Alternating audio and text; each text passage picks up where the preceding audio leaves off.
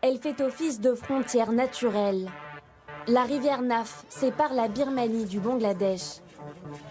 Des Rohingyas ont trouvé refuge sur l'une de ces rives. Depuis des semaines, ils tentent de survivre sur cet îlot. Des gardes armés les empêchent de traverser la rivière. 6000 personnes sont bloquées dans ce no man's land. Persécutés, ces musulmans birmans tentent à tout prix de rejoindre le Bangladesh voisin. Certains se sont réfugiés dans cet immeuble en construction. Cette jeune femme raconte avoir été violée après l'incendie de son village. Ils ont mis le feu à toutes les maisons. On était cachés, mais on a dû sortir. Ils ont d'abord pris les hommes, ils leur ont bandé les yeux, ils les ont mis à genoux et ils leur ont tiré une balle dans la tête.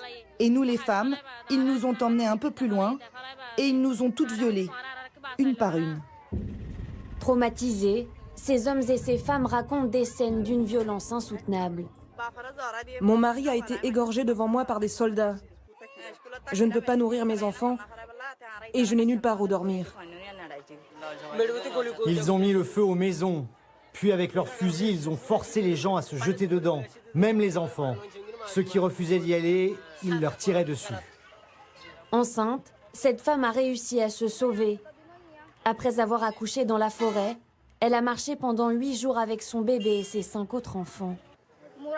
Des soldats ont jeté mon mari et son beau-frère dans les flammes. J'ai accouché toute seule, par terre, dans une petite forêt derrière ma maison. Mon bébé s'appelle Petite Forêt. Minorité musulmane dans une Birmanie à 90% bouddhiste, les Rohingyas sont victimes de persécutions depuis des décennies. Fin août, la situation a basculé dans l'horreur. En réponse aux attaques de rebelles contre les postes frontières, le gouvernement birman a entrepris un nettoyage ethnique. Des villages entiers sont rayés de la carte.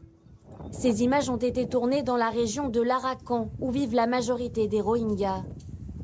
Ici, toutes les habitations ont été détruites par les flammes. Fuyant cet enfer, ils sont désormais des centaines de milliers sur les routes de l'exil. Des familles entières entament une marche de plusieurs jours. On a commencé notre voyage il y a 8 jours, à 6 heures du matin. Le premier jour seulement, on a réussi à traverser 3 collines. Mes doigts se sont infectés pendant la marche. Ça nous a pris 8 jours pour traverser ces grandes collines et la jungle. 8 jours pour arriver ici. On n'avait pas à manger, on a seulement gardé un peu de riz pour les enfants. En plus de la soif et de la faim, il faut éviter les mines antipersonnelles sur les routes.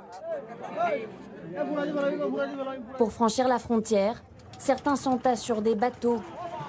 Celui-ci vient de faire naufrage. Sans force, ces femmes et ces enfants sont portés à bout de bras. Tous sont en état de choc. À leur arrivée, les Rohingyas se massent devant les camps de réfugiés, déjà débordés. Le Bangladesh est l'un des pays les plus pauvres au monde. Dans le camp de Kutupalong, les exilés attendent l'arrivée d'un camion de vivres. Parmi eux, des milliers d'enfants, parfois seuls. Ils sont pris en charge par les associations sur place.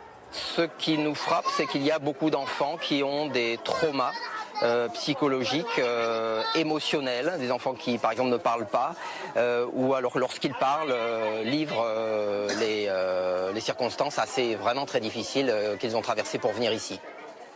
Certains sont gravement blessés. Ce bébé de 13 mois a été brûlé par l'explosion d'une bouteille de gaz. Ce père de famille accompagne lui son petit garçon touché à la tête par une balle. Selon l'UNICEF, les enfants représentent à eux seuls 60% des réfugiés. L'ONU prévoit encore l'exil de dizaines de milliers de Rohingyas dans les prochains mois.